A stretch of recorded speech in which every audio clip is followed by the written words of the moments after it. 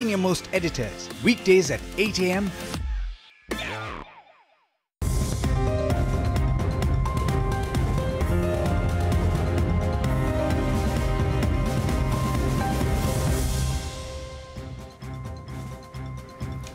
Hello and welcome to Hot Money on Bloomberg Quint Live, India's first digital live streaming business news service. This is the show which gets you a complete wrap of all the stocks that are buzzing in trade. I am Darshan Mehta.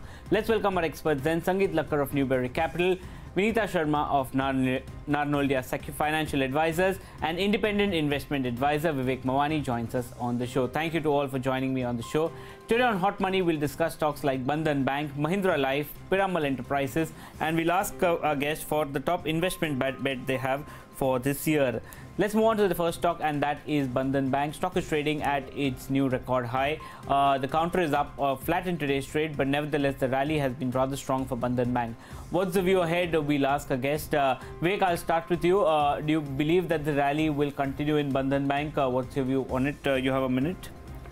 Short term, yes, the rally can continue because the rally has got meaningful legs in terms of superior performance of Bandhan Bank. However, medium to long term, I would be cautious about Bandhan Bank, but short term, yes. So that's my opening remarks. In terms of reasons, Bandhan Bank has got a fairly strong financial performance, both in terms of track record as near-term likely performance, in terms of much superior net interest margins, much lower gross and net NPAs, and hence it has superior return on equity as well as return on assets. I mean, the two parameters that you would typically be evaluating a banking or a financial services stock. And now the valuations also as a result at about 5.5 times price to book at for the current year, that is financial year 18-19, is also a significant premium to most other established banks with stellar track records spanning over 10, 15, 20 years. So that's the area to be concerned about. We'll come back with the details. Okay, so that's the view that's coming in on Bandhan Bank. Vivek believes that yes, short-term rally can continue. Vinita, what's your view on Bandhan Bank? Do you like it? Do you believe that the rally will continue? Yeah, Bandhan Bank, we are Darshan positive, and we have a price target of 585. Surely, as Vivek mentioned, the price to book is certainly demanding, and it's around 4.2 times price to book of FY20. So, but look at the rally, look at the way Bandhan Bank has emerged as a bank after 2015 August. It started with 510 branches, now it has 936 branches. Deposits were zero, now it is around 33,800 crore. The CASA is 35%. Cost income is the lowest amongst the bank, around 35%. And the advances, they are growing phenomenally. Advances were around 8,300 crore. Now it is around 29,000 crore. So overall, the kind of growth Bandhan Bank is giving on the table, this kind of price to book obviously would, justify. Though we have a price target of 585. Okay, so I think that's the view that's coming in from Vinita. 585 is the target. And Sangeet, your view on Bandhan Bank, do you like it? I'm neutral to the stock. I think market clearly likes premium growth and the quality of earnings. So Bandhan Bank, the new age bank, has been growing at about 37%. And all the positives which Vinita has already mentioned. So just two concerns which I have. One is obviously the valuation, trades at a premium valuation, and the geographical risk which it has. About 50% of its assets are located in West Bengal and Northeast. That's a big risk for me. And 86% of its book is coming from microfinance, which has always been vulnerable. Having said that, the NPAs are very, very much under control. It's about 1.25 times. And for me, I mean, the best parameter to judge the quality of lending is just see the NPA ratio. If that's under control, and if you have a balance sheet growing at 30-35%, I mean, it speaks a lot about the management and the quality of earnings. Okay, so that's the view that's coming in on Bandhan Bank. We'll open it up for discussion. Vinita, are those valid concerns what Sangeet pointed out, especially, the geographic risk that it has? Because we've seen that, in the past also, companies like Bharat Financial, which had substantial exposure to a particular region, got really impacted on their books because of, political issues that came out, and also the type of lending that they do. Yeah, surely that's definitely a concern. But look at the way Bandhan Bank has managed its GNPA. You know, that, gives us the cushion, okay, things are fine out there. Because even after demonetization, when, things were very bad, especially for microfinance people, and Bandhan Bank is one of the leaders in that segment, still the GNPA is 1.3%. And being geographic centric, it is helping, the company to keep the cost income ratio very low. It is the lowest amongst all the banks. So I think, yeah, that could be a concern, but in a way that could be a positive too. Okay, so that's the view that's coming in on Bandhan. Vivek, is that a valid concern, and what do you make of the valuations? See, as I mentioned, I mean, valuations right now is pricing in superior quality of growth and superior financial performance matrices. But over a period of time, as Sangeet mentioned, 85% of the book is microfinance. So the superior numbers are because of microfinance, where the lending rates are high and generally the net interest margins are also on the higher side. As it transitions to a full service bank or where the loan book gets diversified beyond microfinance, obviously the lending rates are going to trend down. As it, on the deposit side, as it has to fight on its merits to garner deposits, so even the cost of funds is going to be trending up. So on one side you have your lending rates likely to trend down and cost of funds likely to trend up. There is going to be a compression on net interest margins, and I'm sure the management is already building in that scenario. So now the question is, how much does that squeeze happen and over what time frame? Over a 5-year period, it is certainly going to happen. That's one thing. And as a result, the return on equity and return on assets, which is today upwards of 4.5, I mean almost close to 5%, would also gravitate more towards likely to be about 3%, 3.5%, in line with what your other private banks currently do. Now, to put things in perspective, over a period of time, when that happens, your HDFC Bank trades at 4 times price to book, your Kotak Bank trades at price to book of roughly about 3.2, all of them on the current year, and even they have been growing at upwards of 20%. So then even the valuation over a period of time would gravitate there. So that's the risk that I'm looking at over a 3 to 5 year perspective, not in the near term. Okay, so I think that's the view that's coming in on Bandhan Bank. No real negatives that are coming in. Obviously, some risk that Sangeet did point out, but overall, two of our guests seem to be rather bullish on Bandhan Bank at this point of time. The next stock we want to talk about is Mahindra Life. The counter is trading near its lifetime high. Let's see what it's doing. It's up almost 0.5%, and the rally has been rather strong for Mahindra Life over the past few quarters. It's up almost 30% in the last 3 months. But will the rally continue? What's aiding Mahindra Life? Vinita, you have a view on Mahindra Life. What do you make of it? Mahindra Life, considering the recent run-up, we are neutral on the stock. However, we are overall positive on the company as such, because real estate, when you think of the main reasons come to be as the pricing of the real estate, the balance sheet structure, and obviously the volatility in the profit and loss account. Now Mahindra Life has reduced the debt to around 300 crore. The net worth is around 2100 crore. And on the PL side, obviously this would reduce the volatility, because debt servicing cost will come down, reduce the volatility in the profit loss account. 2 of the industrial projects that Mahindra Life has come out in Chennai and Jaipur, they will be high rent income, so that will also provide stability to the company as such. So we are neutral because of the price run up, but otherwise we are liking the company. Okay, they like the company. That's the view that's coming in from Vinita. Sangeet, do you have a view on Mahindra Life? I don't have a specific view on Mahindra Life. I don't track this company. Overall, I think real estate is a good space to be in.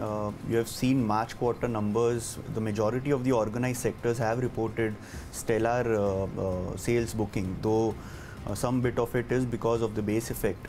But I think it's a good space, especially after the RERA and demonetization reforms which have been undertaken. And it's going to benefit the organized players, but no specific view on Mahindra Life. Okay, no view. And Vivek, I believe you also don't have a view on Mahindra Life as such. Well, actually, as I mentioned in your program, even in the past, I'm basically not bullish on real estate over the next few years.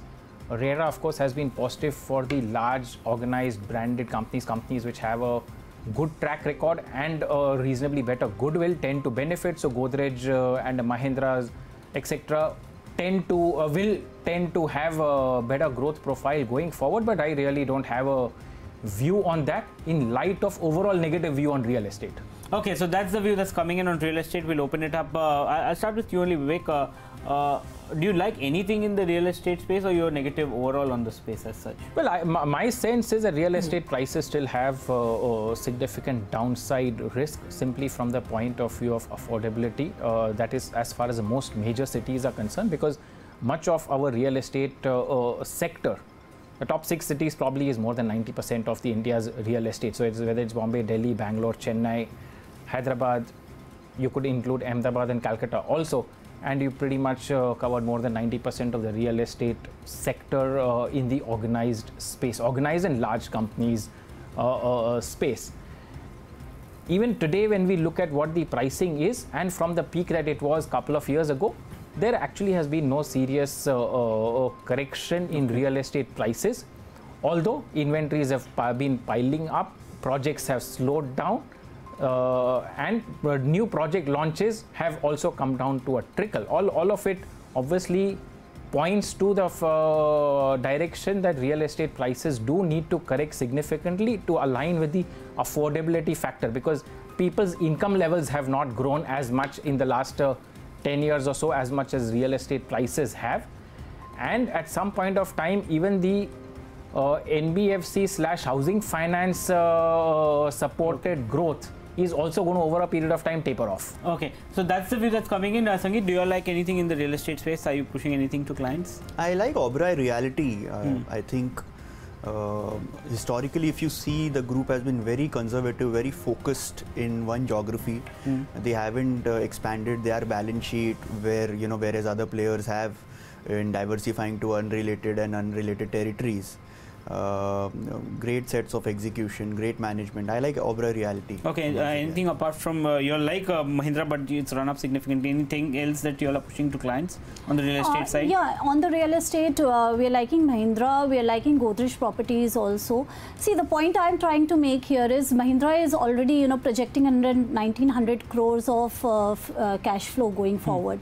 So it has done 1.1 million square feet in the last year, and another 2 million square feet is lined up. So in the affordable segment, 0.47 million square feet is lined up on the housing segment.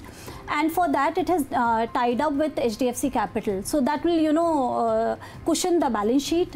And so I think it's a good bet. If somebody wants to take a long-term structural story, Mahindra would be a good bet. Okay, so Mahindra would be a long-term structural story according to Vinita, but the other two guests not too bullish. Vivek is not too bullish on the real estate space at this point of time, and Sangeet prefers an Oberoi Realty in the real estate pack. But moving on, Piramal Enterprises, the counter has rallied significantly from the recent lows. It's up almost 8% from the recent lows. The big question we are asking is that will the momentum continue? No doubt on a 12-month basis it's given negative returns. The rallies just started on Piramal Enterprises. Sangeet, do you like Piramal Enterprises? What's your view? Oh yes, I'm very bullish on Piramal Enterprises. I think they have 3 sets of businesses, financial services, pharma and analytics. Analytics obviously forms a very small portion of the total revenue. Financial services forms about 47% of the revenue, and about 41% comes from the pharma business. It's a very high growth business. In fact, all the 3 businesses have been reporting consistent ROEs of about 20% upwards for last 5 to 10 years. The group has been known to reward minority shareholders and is known for the best capital allocation policy. The biggest trigger, I think, for this stock would be the demerger, which is expected anytime soon, maybe. But even in terms, as is the case basis, I think 30 times price earning multiple, the valuation is not too demanding. So fresh positions could be initiated, I think, at this level. Okay, Piramal Enterprises, it's a positive view that's coming in from Sangeet. What about you, Vinita? Do you all like Piramal Enterprises? Yeah, Piramal Enterprises, we are liking the stock and we have a price target of around 2,900 rupees, the SOTP valuation. It has the financial services business, which is, growing in the financial services business. The corporate lending is growing at 88% CAGR for last 3 years. The real estate books has been growing at around 88. The corporate finance was growing at 126% CAGR. So both the financial services, both segments are doing very well. Even on the pharma space, it is the only company which is, delivering high margin products. So like the EBITDA margin for Piramal Enterprises is around 22% for the pharma space. So overall, it's a good stock. And if you look at even the healthcare analytics business, they have acquired company Walnut UK. So they acquired that. After that, it has been stabilized. And even with Shriram I'll come back to you, Vinita. Your time's up. But we will continue with what you were saying with Shriram. And Vivek, your view on Piramal? Well, it certainly merits a buy on declines and a portfolio holding for the next 5 to 10 years as far as Piramal Enterprises is concerned. In terms of after the recent correction, where it's corrected about 22 or maybe about 24% in the last few months, I think it's a good entry point, and any further correction is a good is a buy on decline for long-term portfolio holding. The triggers, needless, I mean, at the cost of repetition, the demerger of financial services and pharma is going to be the big trigger. But even before that happens, the other trigger could be rising return on equity in the financial services business, which has been in the investment mode, very hungry for capital. And it's likely to remain so for the next at least 3 to 5 years. And hence it's been earning return on equity, which is like close to 10-12%, much lower than most NBFCs are. So the other trigger is going to be improvement in numbers over there. Okay. I'll get back to you, Vivek. So I think the consensus view that we're getting in on Piramal Enterprises, yes, it's a buy on decline, it's a portfolio stock. All three of our guests like the counter. Vinita, I'll come back to you. You were saying something on Shriram Group as such and Piramal. You can continue. So Piramal has a strategic investments at a cost of around 4,300 crore in Shriram Investments, Shriram Group. So overall, that way is also, if you come to the SOTP valuation, 2,900 comes to be the right valuation for the stock. Also, I would like to add the overall, the financial services business that the company has. It is expected to grow around 32% for the next 2 to 3 years. Okay. The pharma, they have made some acquisitions, and all the acquisitions have been EBITDA margin accretive. So management is very smart in allocating the capital, as well as they have the cost efficiencies in mind. If you look at the healthcare analytics business, they are into good acquisitions overall. So it makes a good combination of the three businesses that are diversified, but still the overall margins that is coming on the table is phenomenally good. Okay, Sangeet, you're quite bullish on the counter. Couple of questions. Do you think that this growth rate on a higher base will continue for Piramal, and will they be able to ramp up? If they get back into pharmaceuticals in a big way, will they be able to ramp up significantly to create value? See, majority of the profits or the value is coming from the financial services business. Again, as I said earlier, for me, the best way to analyze a NBFC or a finance company is to look at the underwriting practices.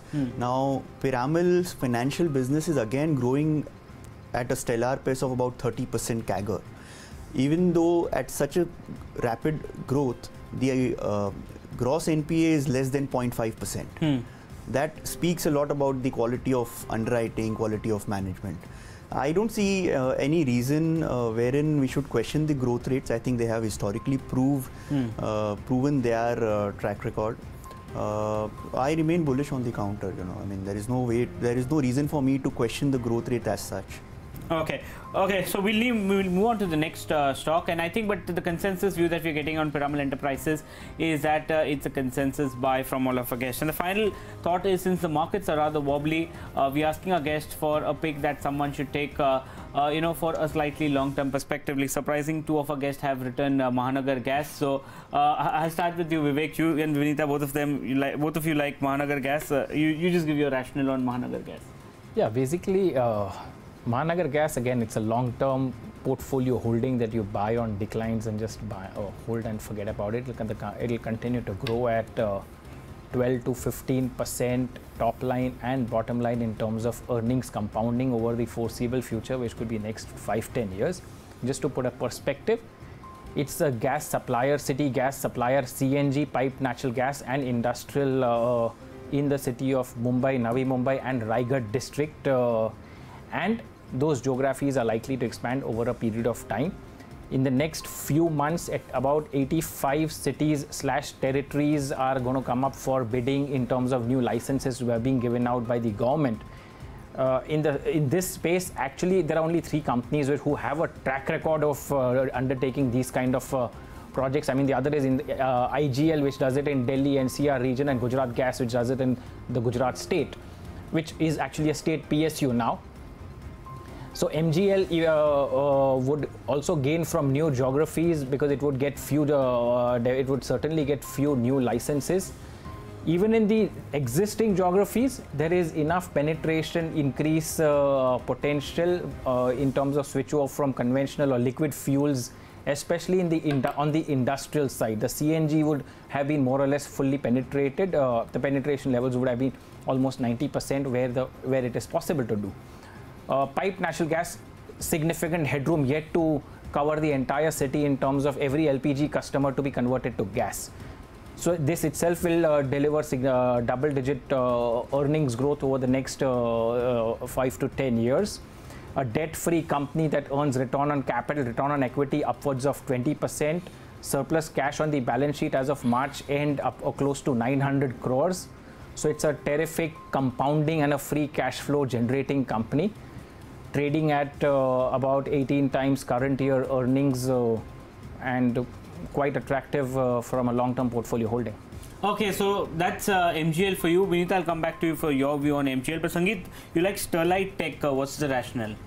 So I believe in the present age, the biggest addictive commodity is actually data. It's not cigarettes, it's not alcohol, but it's data, you know. And a proxy play to the growing data demand is Sterlite Technology. So they are into fiber optics and fiber optic cables. Earlier, this company also had a power business, but now, which was demerged a couple of years back. So it's a pure play into fiber optics and fiber optic cables. The company is an integrated player. It manufactures fiber optics, which is where the value is, because globally there are only 5 to 7 players who have the technology to make fiber optics. Fiber optic cables is a commodity business, which I think that's why the street views Sterlite as a commodity play. But where the value is the fiber optics, you know, because where they convert silicon to glass and then glass to fiber optic cables. You know, the capacity for next 2 years is fully booked. Okay. You know, the returns, if you see, the ROEs is about 20-25 times. A high growth company. Recently there has been a stock, the price correction for last 3-4 months. That's because the LIC has been selling big time in this counter. So that's why it gives a good entry point at about 290 rupees. You know, and we can go on when debating about the data consumption growth and so on and so forth. You know, we have just seen the kind of 4G rollout, you know, in India and world over. And if you see when 5G comes in, the demand for fiber optics is going to be humongous. Okay. You know, because 5G necessarily would demand data to be transmitted through fiber optics rather than traditional copper cables. Okay. You know, so that's the huge leg of demand which is waiting to come in. And that's why you have telecom companies which are pre-booking the capacities 2 years in advance. You know, so Sterlite I think is a beneficiary of that. Okay, and Vinita, your arguments for MGL. Do you all have any targets on the counter, and what's your rationale? Yeah, see, MGL we are recommending to our investors are people with price target of 1010, and that will be FY18, FY20, 18 times price to earning. As we are entering the new age of fuel, natural gas is the preferred source because of eco sustainability and efficiency, and MGL is a part into that. Leaving aside the eco issue, look at the way MGL has changed our lives. Look at the way PNG has changed lives. You enter your house and you just switch it on and the gas is available. So there is no those tensions of getting it refilled every year. It's just like electricity, you put it on, and so there is huge potential for these kind of city gas distributors. If you consider, MGL is the sole authorized distributor for natural gas for CNG, PNG in Mumbai, Thane urban and adjacent municipality, also Raigad district, and it is bidding for 20 more geographies in the current 9th CGD that is coming up. So overall, if you see, the volume growth that we are expecting will be around 8 to 10%, with 2 lakh more households being added every year. And the kind of conversion rates, because if you look at CNG versus the normal petrol, it is 60 times lower. If you look at the pipeline gas prices, it is around 30% lower from the unsubsidized fuels. So overall, there is huge margin scope. The pricing growth appreciation is there. Recently, the stock had corrected a little bit because of unanticipated charges on the company and rising fuel. Management has taken a price rise in the latest quarter, and that should allay some of the concerns. Overall, it's a structural bet, I would say, because it's going to change the lifestyle even for the industrial segments. The kind of additions that the company is doing, it's going to change the way people look at fuels. So I think it's a good bet for long term. Okay, so that's the view that's coming in on the final stock pick. Two of our guests have recommended Mahanagar Gas, while Sangeet has recommended Sterlite Tech as a play on the fiber cables that will come out, the fiber optic cables that will come out, and the fiber optic as such, because of the potential rollout on 4G and 5G. But with that, we're completely timed out on Hot Money. Vivek, Vinita and Sangeet, thank you so much for joining me on the show. Ask BQ comes up next. Stay tuned to Bloomberg Quint.